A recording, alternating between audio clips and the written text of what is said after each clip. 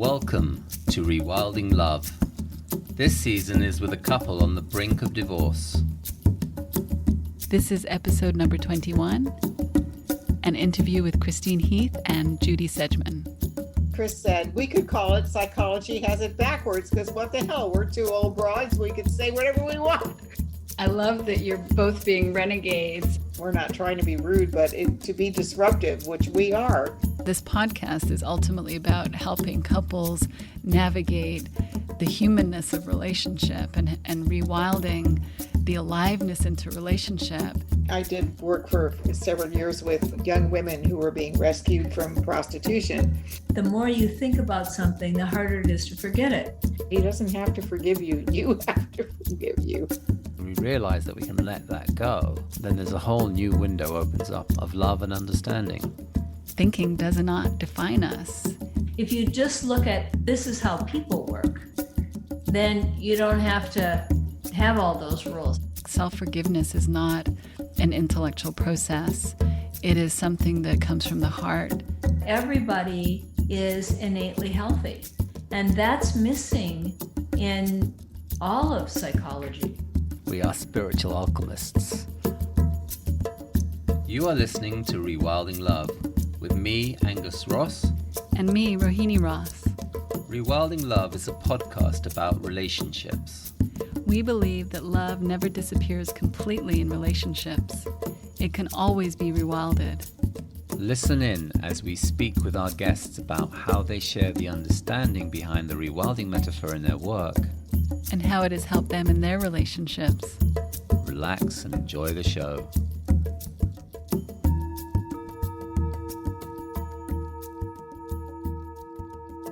We're really grateful to have Christine Heath and Judy Sedgeman with us on this podcast episode. Christine Heath has been a licensed marriage family therapist for nearly 45 years, and Judy Sedgeman has been a mental health educator for more than 30 years, and they both learned directly from Sydney Banks. Judy has a forthcoming book called It All Started with a Bird that's going to be coming out this spring. And Christine is also the executive director of the Hawaii Counseling and Education Center. And they also have a podcast called Psychology's Got It Backwards. So we look forward to hearing from them about how they think psychology's got it backwards. Yeah, I'm really looking forward to this interview. And you know, on a purely selfish level, I feel like obviously we're doing these podcasts to provide a service to humanity. That sounds so grandiose.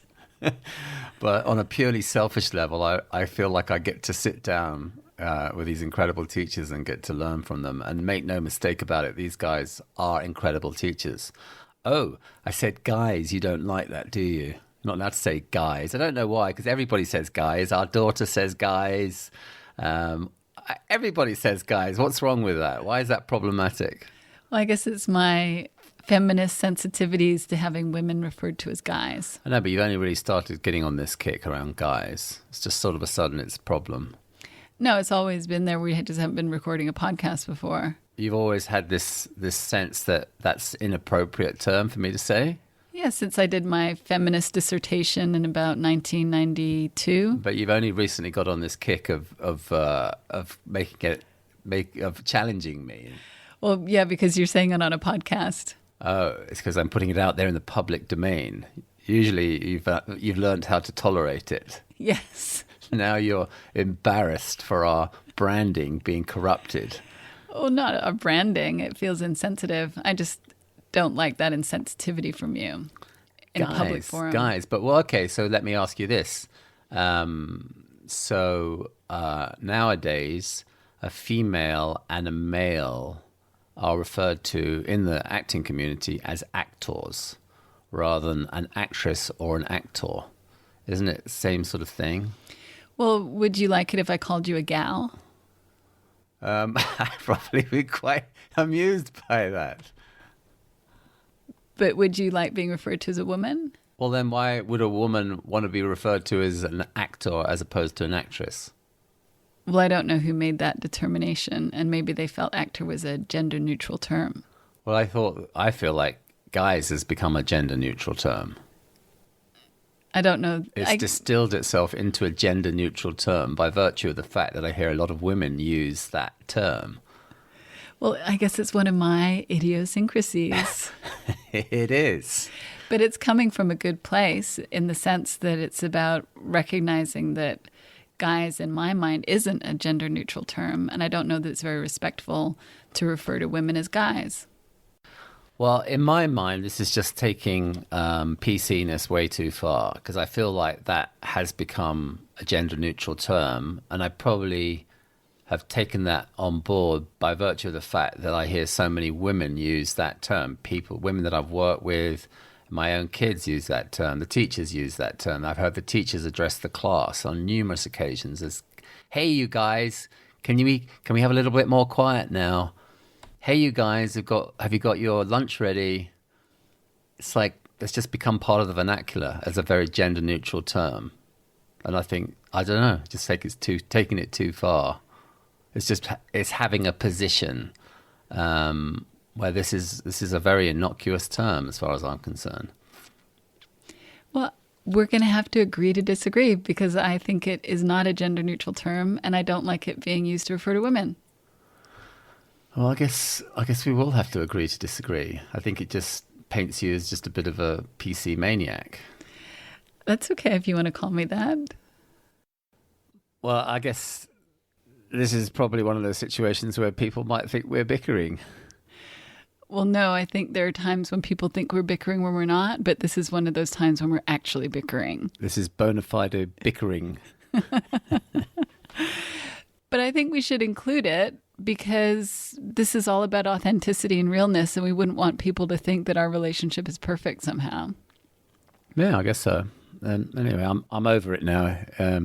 As long as you're accepting and are okay with the fact that I think you're a PC maniac. I've known that you thought that about me for many years, so I'm fine with that. PC maniac, what's the other one? Is there a feminist one that you say sometimes? I always used to sort of think that anybody from Canada maybe fall under the same mantle, because I would say that was PC Wonderland, which is really unfair on Canada. You've not been a very good ambassador for Canada on that front, I guess. I think I'm a great ambassador for Canada. But isn't there a feminist one you use against me too? What do you mean? No, I don't think so. Okay, I'm just imagining that. I'm not anti-feminist. I'm just like, there's a limit to how much PC-ness I can put up with on any given day. All right, well, let's go to Christine and Judy. Sounds good.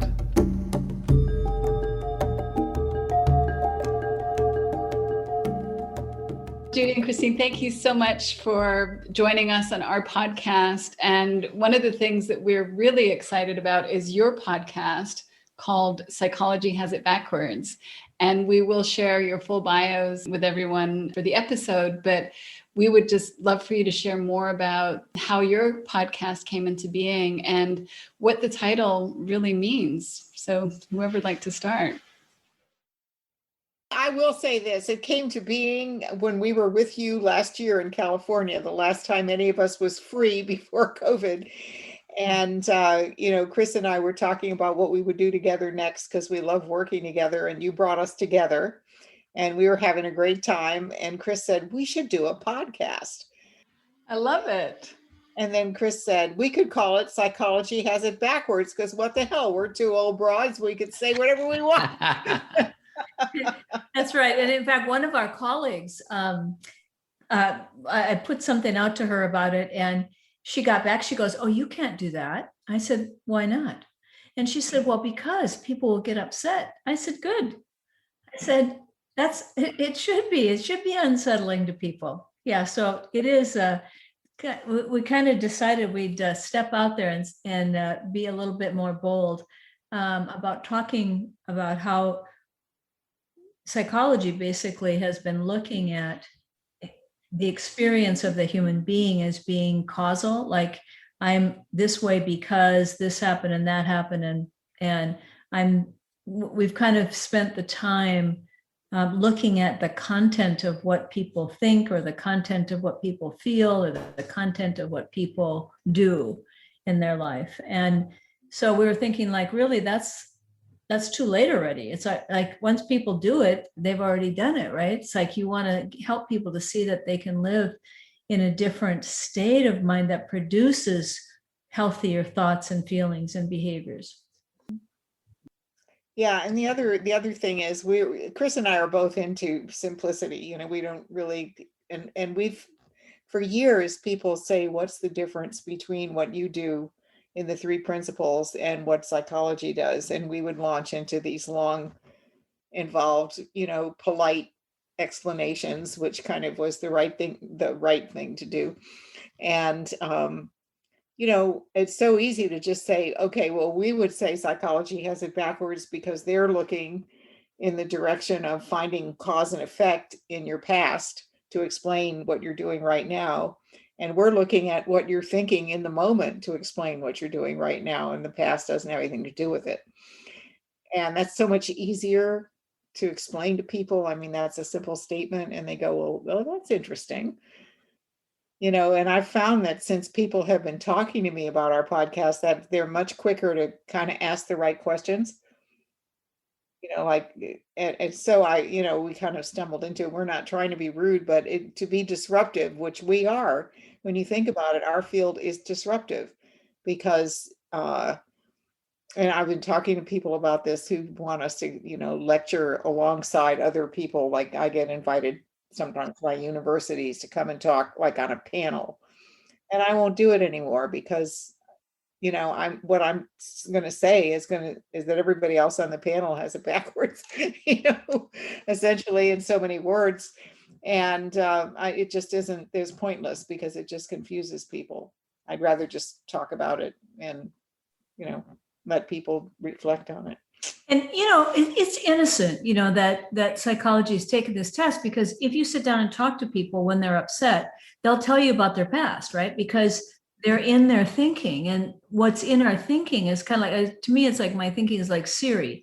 Like the only thing that's in there is what I put in, right? So that's what I get out. So when you're in a low mood, what comes out of you is all your low mood experiences, all the way you saw them, the way it felt to you, whether that's accurate or not. I mean, you could ask my mother and she'd say that things I remember from my childhood didn't happen.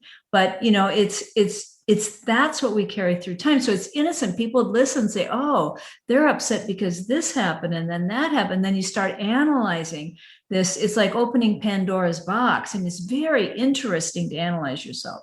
It's very like fascinating. Oh, yeah, and this happened and that happened. Oh, this happened.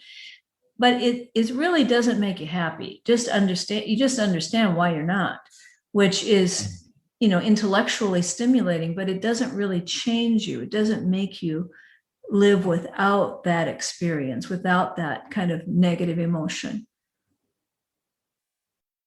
I love that you're both being renegades, and that the way that you're speaking to that is really simple and clear, and it makes a lot of sense.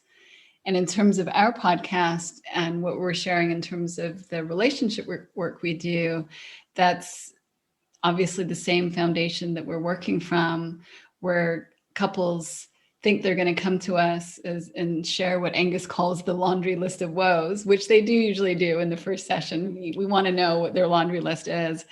But then they're surprised that that isn't what we spend the whole time with them together looking at, that we actually separate them out and we help them understand where their experience is actually coming from. It's not coming from that laundry list in the way that they think it is. It's coming from what you're saying in terms of what they're identifying with in the moment, what they're bringing to life. So I think that's really beautiful. And you're expanding it to show it's not just about relationships, it's about all areas of mental health. Yeah, it's like, well, let's go hang that out to dry and we'll go and do something else. But they feel so compelled to share it nevertheless. But it's nice to get it out of the way early on, isn't it? And it's so true that when we're in a low mood, that is all we want to talk about. Like I have my laundry list with you and I'm in a low mood, like that'll come out. But it's like the perspective is off and no good is ever going to come from that. Yeah. And, you know, that's just the problem with our own thinking, is we all think we're right. And when we're in a low mood, we're actually more right. than when we're not. Like when you're happy, you're like, oh yeah, no big deal. We're easygoing, right? But when you're in a bad mood and you're upset about something, it's like, no, I need to make my point. And it's like there's this nature of thought that makes it seem like it's almost like this thought is better thought. You need to pay attention to it. You need to address it. You need to fix it. And I think that's the thing is you never get to the end of it when you're doing it that way, because there's just new things that keep coming up, or the old things come back. That's what they used to say, they used to say all the time, like, you can never please a woman because when she gets upset, she brings out everything in the kitchen sink, right? It's like... this is a funny story, but, years ago when I first got started in the principles, I moved to Laconer for about almost 10 years and worked with the Pranskys. And the first time I ever sat in a couple with George Pransky, this couple came in and their complaint was they couldn't even talk to each other. They just had, and they called it a communication problem. We just can't even talk to each other. And so after we had talked to them separately and kind of compared notes, George brought the couple together and he said, well, thank God you haven't been talking to each other. It's a blessing. And the guy said, what do you mean? I mean, we're married. We live in the same house and we just turn our backs. We don't talk. He said, well, given what you had to say about each other, it's a damn good thing. And that sums up what Chris was just saying. When you really get upset and you're in a low mood, you got nothing good to say. It never gets better until your state of mind shifts. Fortunately, by the end of their intensive, they got that. They thought it was funny by the end.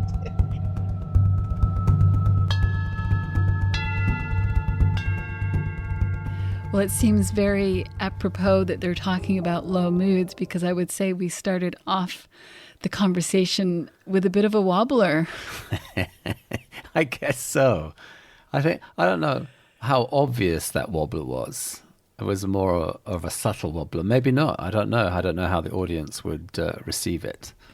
Well, I definitely felt like it was a bit of a wobbler between us. Yes. I definitely found myself being irritated, for sure. So I guess that would qualify as a low mood. And I definitely could feel myself taking it personally that you were calling me a maniac. Right. And also in terms of what Christine just said, I was finding myself really feeling like I need to win this argument. I need to defend myself, get on my hill and put my reinforcements in and do battle. You're even going to engage our daughter in validating your position. I had a whole slew of reference points that I could use. So what I think is really helpful in terms of what happened between us at the beginning of the podcast is seeing the resiliency and the bounce back that in that situation that could have ended up in a huge fight with us both in our corners, not being willing to sort of have that space to agree to disagree. But ultimately, when we both settled down, we're able to, that's how I'm feeling. I don't know how you're feeling right now, but Well, you're still a PC maniac. Yeah. But I kind of can hear that as a term of endearment now. Really? Okay. Well, I guess in deference to separate realities, that's possible. You're not meaning it that way? No, I am. It is. Yes, I can see that, you have your quirks and foibles, and that is one of them. In your mind. But I think the resiliency of relationships, and this podcast is ultimately about helping couples navigate the humanness of relationship and rewilding the aliveness into relationship, and that having room for our experience is an important part of that. So it's not going to be helpful for you not to say that you think that about me, or that's your opinion, and it's not going to be helpful for me to not share what's important to me. And as referring to our old podcast with George and Linda Pransky, there was definitely hair on it. There was definitely hair on it. Unkempt and a little bit dandruffy, maybe. But that's relationship. It's going to have hair on it. And it's about finding a way to bounce back from that, loving each other, even with the hair on it. I don't know how far I could take this metaphor, but like that's the richness of relationship. Yeah, no, absolutely. And so now we go into a little bit more of a serious topic in terms of looking at how Christine and Judy approach navigating trauma and what they see around that might be different than more traditional psychological approaches. Yeah, this is an important one.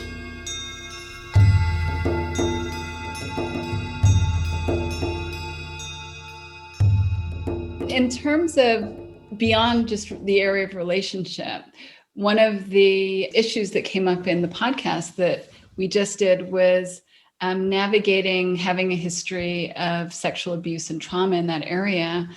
And I know that both of you have a lot of experience working with clients who've dealt with those issues. And so we'd really love to hear from you what you have seen in terms of how psychology has it backwards related to navigating recovery and healing from that. And you are so the perfect experts for us to have on in the wake of our podcast based on what happened and what unfolded.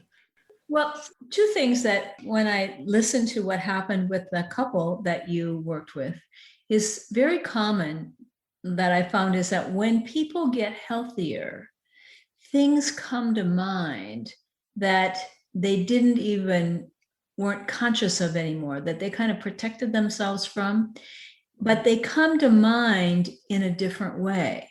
Like what I used to do is make people have that come to mind, like, let's go back in your past. Let's figure out what happened. Talk to me about what happened. Go through it again, relive it, try to change it in your mind as you do it. I mean, I can't even remember all the things I did, but now what I do is what you did is I work with people and teach them about how their health works, how that innate state of mental well-being works, and how thought works. And then as they get into a better state of consciousness, into a better state of mind, things will come to mind that they recognize, like, oh, I bet that's because I went through this.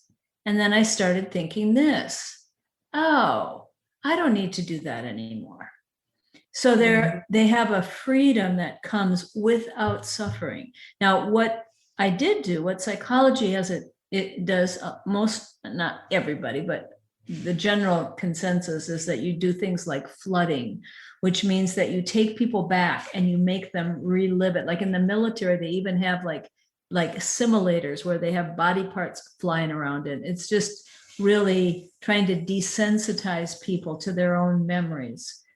And that's kind of like trying to change the feeling the thought creates, right? But it's really hard to do that. And when you get in a low mood, it doesn't work. The old one comes back, right? And sometimes it gets even more pronounced because the more you think about it, the more real it gets, the more real it gets, the more you think about it, and it becomes a spiral. So what I did back in the day was try to get people to process that, like processing is such a big word. Think about it, analyze it, do something with it. Whereas now, just teaching people that it is just thought and not a reality. It's not like to me, I'd talk to people about the past like it was the room down the hall. Like, okay, let's go in the past, like there was somewhere to go. But it's just that we're thinking in the moment. And when we help people to see that, and that no matter what's happened to them, no matter what they've done, no matter the circumstances of their life, that innate health has always been there. Then they start to see like how they survived through that. They start to see like, oh yeah, I did this. And oh, I had wisdom about this I followed. And it's interesting to see how the whole experience changes when you come at it from a different angle. When you come at it as if the past exists and you've got to go back into it to fix it, it really gets hopeless because it doesn't matter how many times you do it, it just gets more real. Yeah, it's funny. I had this is really was a sad story, but it ended okay. But I used to do a number of groups for veterans with PTSD for a veterans court program here where I live, and a lot of the veterans were going up to the VA hospital, and they were going through that what Chris was talking about, this re-experiencing. And it's what do you call it, the reality thing, where you put on the glasses and you're back there. And they had things like Humvees blowing up, and you're thrown out of the Humvee, and you know, your friends' brains pass by it's terrible. And these guys were traumatized every time they went up there for this treatment. And they would, and in my group was the next day. That was the, you know, so one of them came in and he said, you know, I almost committed suicide last night. He said, I couldn't get it out of my mind, and it was so close to what really happened to me, and I couldn't do anything about it, and I wanted to stop the program, and the guy wouldn't let me, and he kept, you know, and he had these things on me, and he said I was just desperate. And he said the only thing that saved me was I knew I was coming to this group today. And I thought, I'm going to wait until after the group. And I said, well, why do you keep going back there? Every time you guys come here, you're telling me how painful and horrible it is and how it isn't helping you. Why do you keep going back? And they said, well, you know, the government is funding this. It's a big program in the VA, and there's a lot of money invested in it. And our, you know, senior officers tell us that we need to do this. And I said, well, you know, my feeling is that anything you do that isn't helping you is probably not a good idea to keep doing, you know. And I said, it's sort of like if you start brushing your teeth too hard and your gums bleed, you know, your dentist may say, well, your teeth are nice and clean, but meanwhile, your gums are receding. And at some point you have to find a happy medium. And so I would say, follow your heart and do the things that help you, and don't do the things that don't help you. And they stopped going. they all talked to each other. I got in some trouble over that, but I said, I didn't tell them not to go. I told them exactly what I told them. And I said, you know, if I were running a program that was people were getting sick and feeling suicidal after they were part of it, I would have to ask myself, am I doing the right thing? And I said, you know, if I'm running a program and people walk out smiling and they say, thank you, I really feel better, it was a good experience, then I would feel like, well, I might not be really great at it, but I'm at least not hurting anybody. And there's something nicer is happening for them. And one of the psychologists that I was talking to said, well, you don't understand. You have to go through it to get out of it. And that's one of the ways I think in psychology has it backwards. The idea that you can go through it and it'd be behind you, because every time you bring it up, it's a thought becomes a reality in that moment and you relive it. And they don't understand the nature of thought. So they don't realize that every time you try to go back through it, you're actually reliving it as though it was happening right now. Because as soon as those thoughts come to mind, you have all the feelings and the experience, the actual experience, you relive it. And that's not going through it, that's being stuck in it. You remember that conference, Judy, that you did at West Virginia?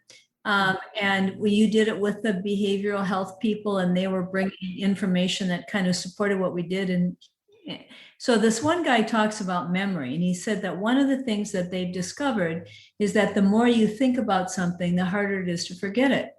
So I went up to him afterwards and I said, well, have you thought about going to the behavioral health people and telling them this? And he looked at me like this really weird look. And I said, they take people back in the past and talk about what happened to them over and over and over again. Wouldn't this data show that that was not best practices? And he was like stunned. He just kind of walked away from me.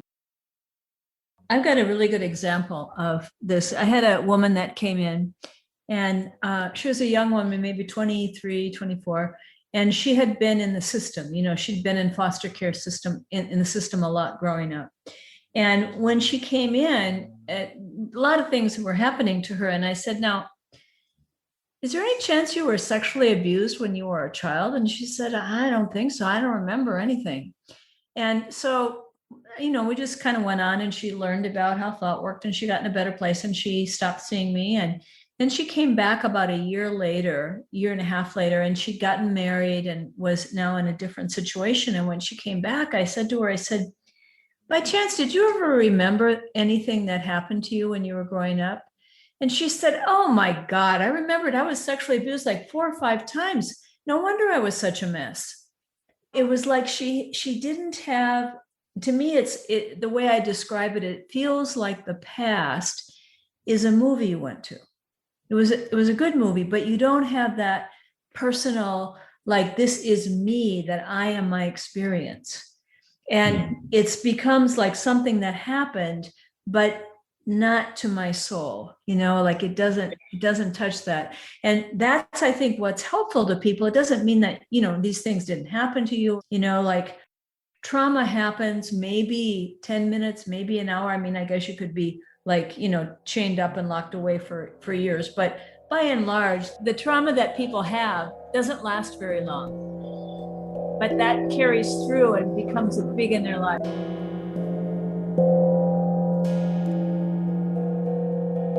Well, that was very unfortunate that Christine's gardeners showed up outside her window in the middle of our podcast.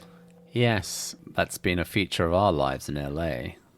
And to be honest, just as an aside, if you'll indulge me, that's one of my big pet hates moving to LA are those leaf blowers, which just seem like it's just part of the audio landscape of Los Angeles, and I don't like it.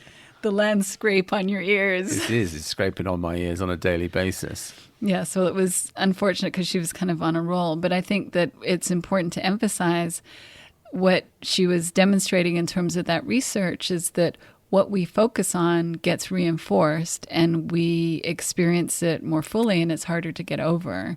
And that's where some of these other approaches to trauma can be difficult for people to navigate. And obviously they help some people, but they don't necessarily help everybody. And that for the work that we do that's in alignment with how Christine and Judy work, we're really looking at how to point people to that place of peace of mind and well-being within themselves rather than reliving the content of their experience so that they can experience a greater level of resiliency as a result of that.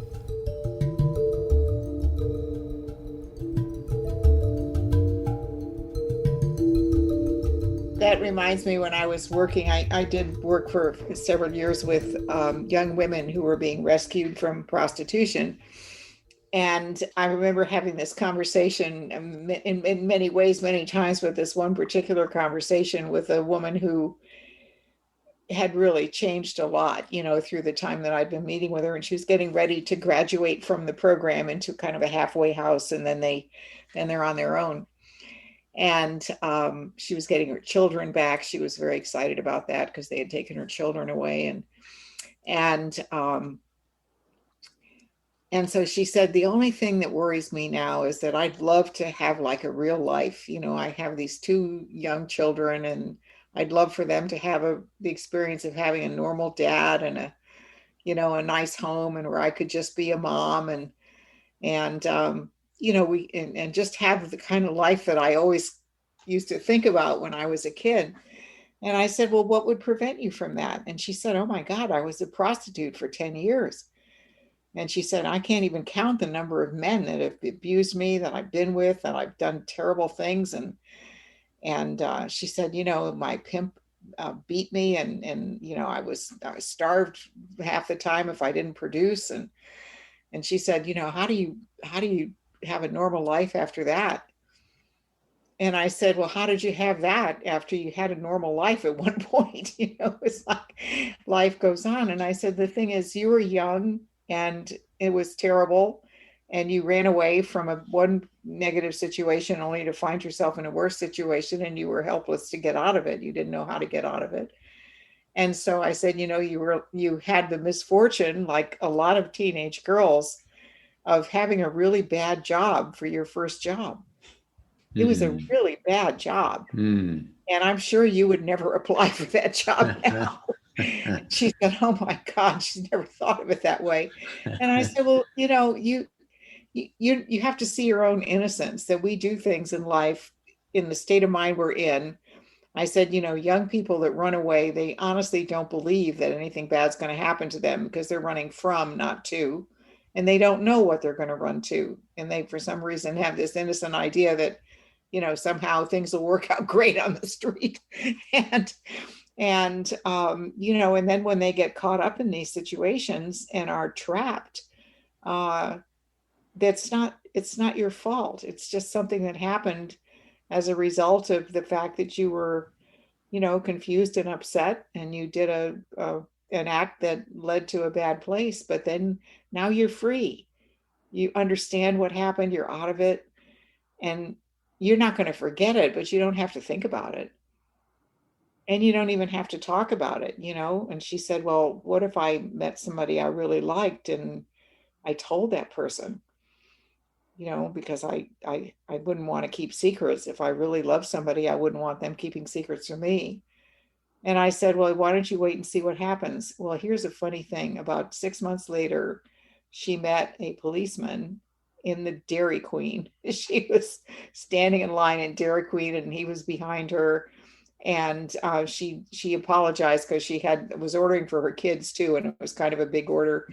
And she turned around, she said, I should have let you go first because I have these children and I'm ordering, for all of us. And he said, oh, no problem. He said, where are your kids? And they were sitting over at a table, and he waved and he said, hi kids, the food will be there soon. And they started talking. And so then she said, do you want to sit with us? Because he was there alone. And he said, oh, I'd love to. And they got in this big conversation, and he really liked kids. And the next thing you know, she's dating him. And so she calls me up and she says, oh my God, I'm dating a policeman and I really like him. But she said, I can't tell a policeman about what I used to do. She said, oh, what is he going to think? And I said, well, you really like him. He seems like a nice guy. You don't want to keep secrets. You got to give it a shot. Well, she told him. And what he said was, thank God you got out of that. I'm so grateful to have met you once you were free from that. And, he was totally understood. And she was crying on the phone. She said, I just can't believe it. She said, I can't believe that he can forgive me. And I said, he doesn't have to forgive you. You have to forgive you. Because that's really why people can't face things that they did in the past, is they blame themselves. And one of the things that Principles does for us is it lets us see that what psychological innocence really is that you're doing the best you can with the thinking that you have. And if it's flawed and negative thinking and you're caught in it, the best you can do is survive it. You do what you need to do, or you do what you're stuck in doing until you can survive. And, we're always in survival in a sense, but it gets a lot nicer when our mind's clear and when we understand which thoughts to take seriously.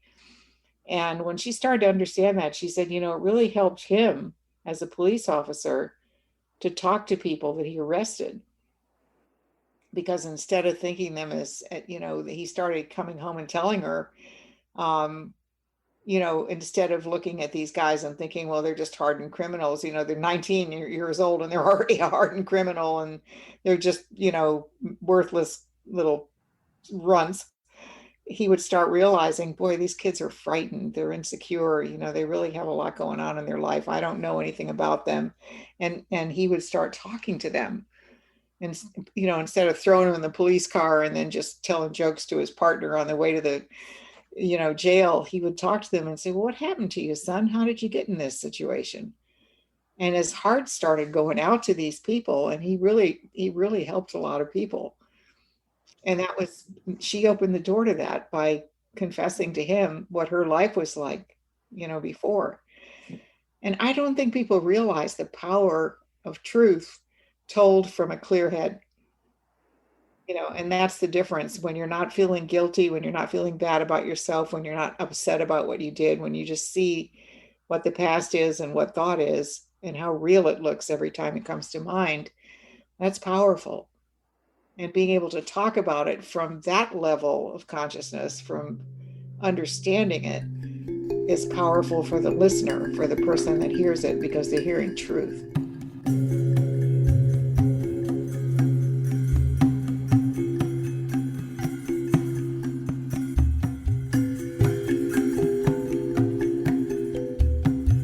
I love that story, and I love that story as an example of how self-forgiveness is such an important part of growth and healing, and that it also demonstrates how it's so easy to get caught up in the past when one is in a place of self-judgment and self-recrimination. And really, for me, self-forgiveness just gives us this enormous opportunity to reboot back to the factory default settings, which is just one of love and innate well-being. And from that place, there's just an enormous amount of freedom. And I think that that's why self-forgiveness is such an important part of most spiritual philosophy, because it's a way that we move out of our conceptual minds, we move out of the pain that can get stored away in our memory banks, and we realize that we are spiritual beings having this human experience, and the human experience is often defined by thought and where we take that thinking. So if we spent many years in self-judgment, that thought is not going to probably present us with a particularly healthy state of mind. But when we realize that we can let that go, then there's a whole new window opens up of love and understanding. Well, I think that's what's so healing, is recognizing that it doesn't matter how many years we might have been thinking something about ourselves, judging ourselves, that with a shift in our understanding, we can let it go, and that we can be free from it, and that it isn't anything other than waking up to the truth that thinking does not define us. The thinking that woman had about herself was not the truth, even though it felt real and it felt true to her and was defining her life on one level. When she was able to see beyond that, she was able to experience what is true, as you're saying, in terms of the love and understanding and the psychological innocence that is true for all of us. And we can't get there via the intellect. Self-forgiveness is not an intellectual process. It is something that comes from the heart. It is something that comes as the mind opens up to what's true. And it comes from inner reflection that's not of analyzing content, analyzing experience. It comes from an inner reflection of listening to our own wisdom and our own heart. Yeah, that's beautifully said. It is a case of her, in this example, seeing her own psychological innocence and seeing that she was always doing her best, and at all times she's fundamentally okay. I think it's a beautiful example. You're always so articulate. It feels like you really brought that message home. For me, I feel like I was like the guy that went out to a baseball field to bat, and I was throwing a fastball and maybe like hit a little bunt to first base. You come up and knocked it out the park, and we all get to win at the end of the day. So thank you for that. Oh, thank you. Well, now we'll have Christine articulate it probably even better than me.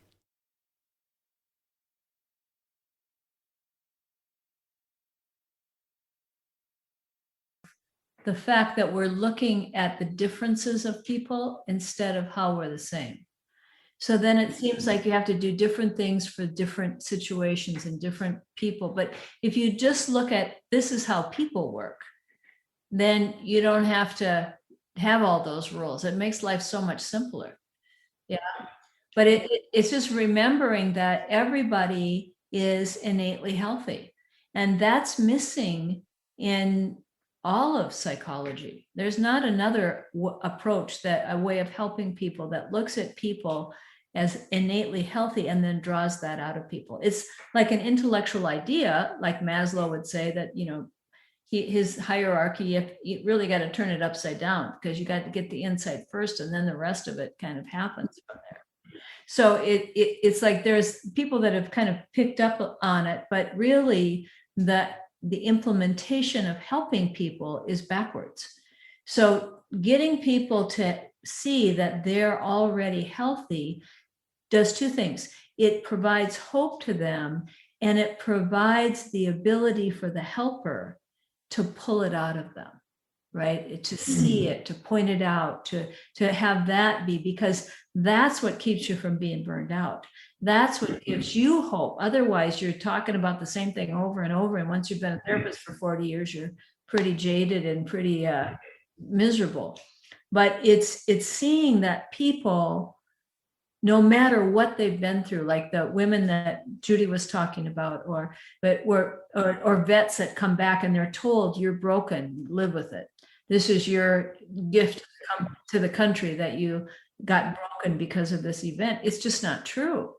And that is a disservice to tell people. And believe me, I used to do that. When I worked with women who were sexually abused, and as children, I said, I know that this will always be with you. It'll always, affect you, blah, blah, blah. But it can be, it's big now and it can be little in the future. But I didn't really see that you could be free of it.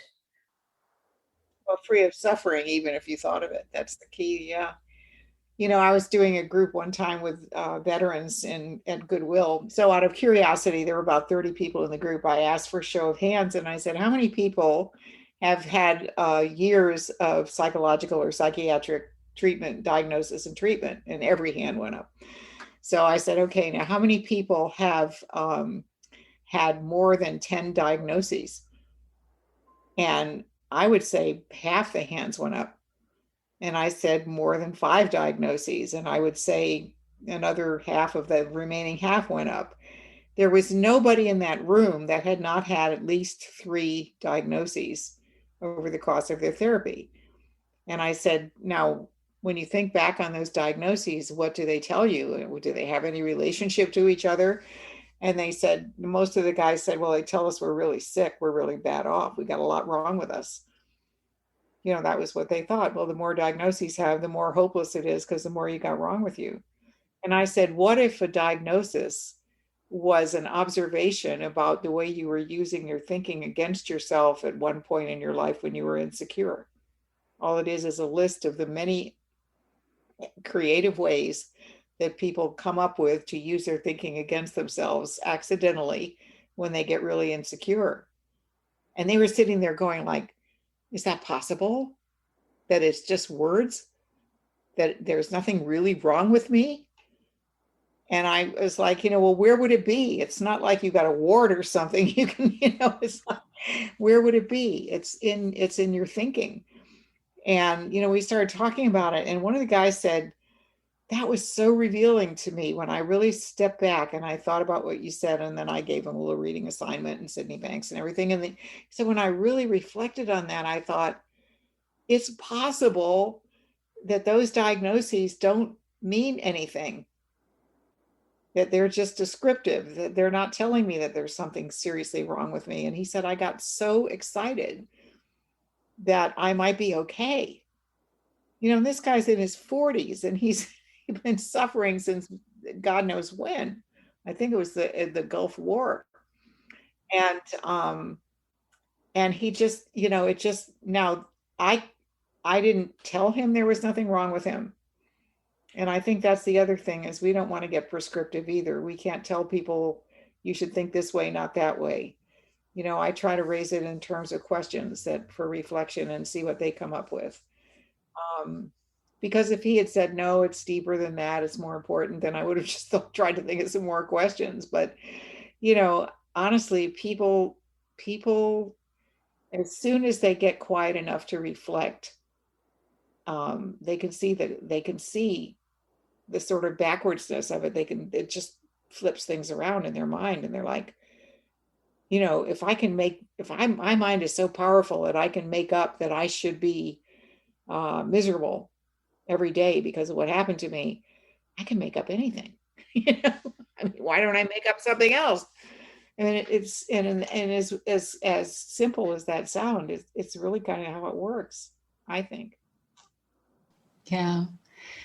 The power is in the simplicity. And as I'm listening to you both, what I hear you pointing to is that it's through getting reflective and hearing our own wisdom that gives us the perspective that we need to not suffer from the difficult events in our life.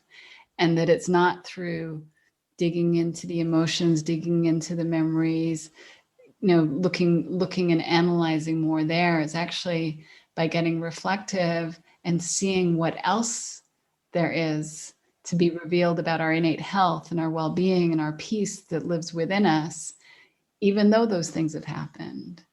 And that's what gives us the perspective that people are thinking by revisiting it over and over again. They're thinking that's what's going to get them there. But actually, it's in the complete opposite direction, looking to that, the health that you're pointing to, that perspective comes in, and that's where the freedom is. Rohini, what you said was really, I think, the essence of what makes what we do so different from the traditional way of looking at things. It's like we're looking for people to awaken to how thought works, awaken to how their experience is created, awaken to their innate health. And that, you can't think your way there. And so psychology gets us thinking about why we are the way we are, but that will not give you an insight. An insight comes when you're not thinking about it. It comes from within you to you. And so when people start to look for insight instead of analyzing themselves, they see something fresh and new, and they get a shift in consciousness. Because really, we kind of get into a level of consciousness. The abuse usually is part of a level of consciousness, and to have people see that that's what that was a level of consciousness, and they don't have to live in that level of consciousness anymore. That's really what makes what we do so different.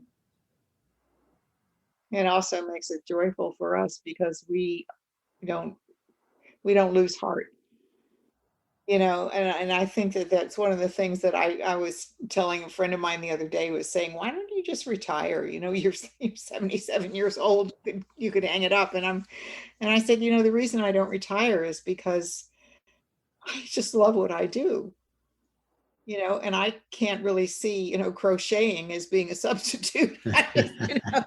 Or I just, I'm honestly, it's not like I don't want to have hobbies or anything, but I don't really. I feel so lucky to have stumbled into this, and to have something that I am absolutely 100% all the time confident is to talk about, that's always there for people, and they can see it for themselves, and it's not even work. It's just like being really good at always having homemade cookies around that people just love. So when people come to see me, I can say, have a cookie, and they go, oh, I love cookies. I see that. Tell me the recipe. So it's a great metaphor. Yeah. How about you, Chris? What is it that has you continue to do this work? Oh, I can't imagine what else I'd do that'd be more fun. That'd be for sure. I mean, to me, that my work is like a calling. I don't get to retire from it. I can't anyway. I mean, I just walk down the street and start talking to somebody, and well, what do you do? I'm like, oh, here we go. And it's such an honor, I think, to be able to help people to wake up to themselves and to see their lives transform. It doesn't get better than that. Yeah, we would agree. Yeah, I love the way of looking at it that way, that they're waking up to themselves. Maybe I've said in the past, remembering who you actually are, but I love the idea of waking up. Yeah. Mm-hmm. It's so easy to sort of fall asleep in the Yeah. movie theater up here. I generally fall asleep in movies anyway, but Yeah, you miss the whole denouement, And when you wake up, it's never ending. Like I've been doing this now since December of 1980. And I'm like, I think this last year I've awakened again to a deeper level of consciousness, like, wow, this is so cool. I feel like I'm just starting out and learning and changing. And, there's not many professions that you can kind of be at the top of your profession and continue to learn and be jazzed about what you do after that many years. I mean, I've been a therapist since 1976. And so you can't, I venture to say you can't find many people that have been a therapist daily that long and are as jazzed about what they do. Yeah, that's amazing.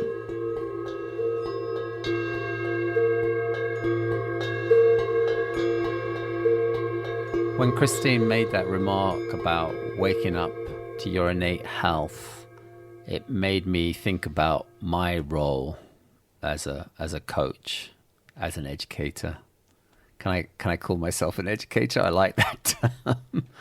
But it makes me think about that term education, and I know that I know that education comes from I think it's the Latin word educare, which means to draw out.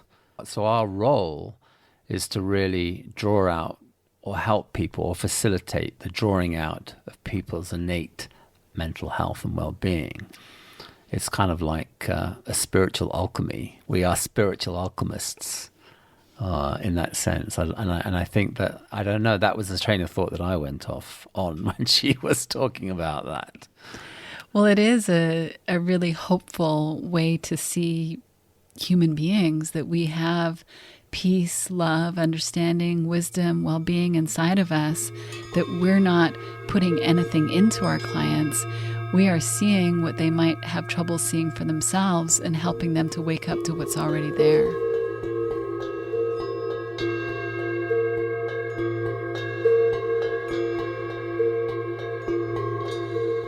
Having finished a book at long last at this late age in my life, I'm sort of the grandma Moses of book writing in the 3P, but I'm starting another one, and I think the title is going to be Farewell to Crazy Town. And the reason that I'm using that is because I had a client who early on who came in, and I started to talk to her about, our innate health and helping her to calm down and quiet down. And after about 2 sessions, she came back and she said, because she'd been in therapy for a long time, she said, so what you're telling me is that I can truly say farewell to Crazy Town? And I said, that. Yeah. And she said, wow, that would be something. And so I'm kind of starting it with that. That's exciting. Yeah, that's brilliant. Yeah. I love that title. It's true. We all have that. We all have our crazy town, and we can all say farewell to it. That's the good news. That's true. The good news. And it doesn't matter who lives there or what your town is like. If it's crazy town, you don't want to go back. Exactly. And if you do go back just to visit your mother or something, you can, it doesn't feel so good anymore. It doesn't feel so like, oh, this is home. Like, oh, yeah. Yeah, it's a long weekend in Crazy Town. Buy a house. You know how when you're in college, you think like you get homesick and you think if I just go home, I'll feel better. And then you go home and it's like, oh my God, what was I thinking? I remember that. Sometimes it kind of isn't, I call it seduction. The seduction, I think it's like, come on, think about this. You want to think about this again. Remember, like you'll feel better if you get upset about this. And then you get sucked into it. And then it's like, oh my God, what am I doing? Because you can, then again, you wake up to it because you're back in it, but it doesn't feel so good anymore.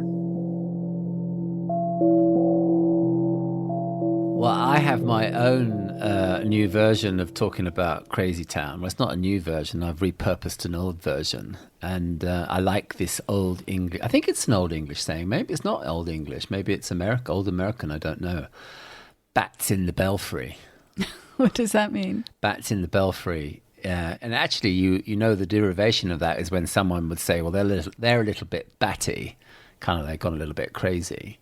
It comes from the idea of when the bell tolls in the bell tower, which is called the belfry, the bats fly around because the bell's tolling. So it's whatever causes my bell to toll, my bats fly around my belfry. Oh my goodness.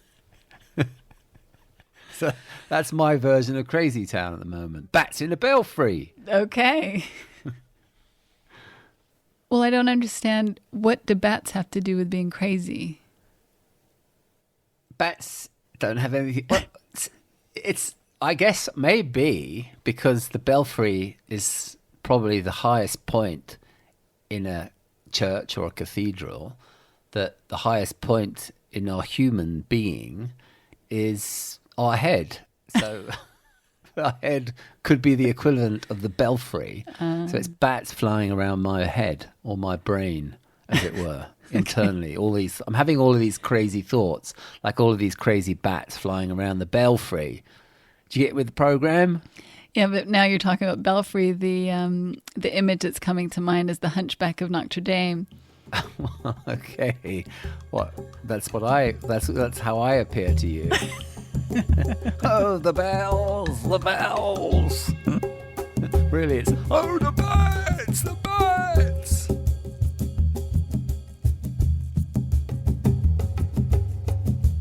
Well, thank you both for sharing all of this with us. Is there any other questions that you have, Angus? I have a million questions, but we wouldn't be able to fit it all in a day, let alone the hour that we have. But I think you guys are amazing, and I just love what you do. And I would encourage everybody to go and listen to your podcast. Yes, what a gift! Psychology's got it backwards, and we'll include all of your other bio information in the episode description. Oh, thank you so much. Well, you are doing such wonderful things for people, and I thank you both for your many, many contributions to the evolution of this understanding and the outreach and to the joy and love that you bring to your work. I really appreciate it. Oh, thank you. Yeah, thank you very much. And now we're going to have to get you to come on our podcast. So we'll get it back from you. All right, that sounds great. What an honor that would be. Absolutely. Yeah. Thank you so much for listening to Rewilding Love. If you enjoyed this podcast, please let us know by subscribing on iTunes, and we would love for you to leave a review there. iTunes reviews will steer people to this podcast who need help with their relationships. If you would like to learn more about our work and our online rewilding community, please visit our website, therewilders.org. Thanks for listening. Join us next week.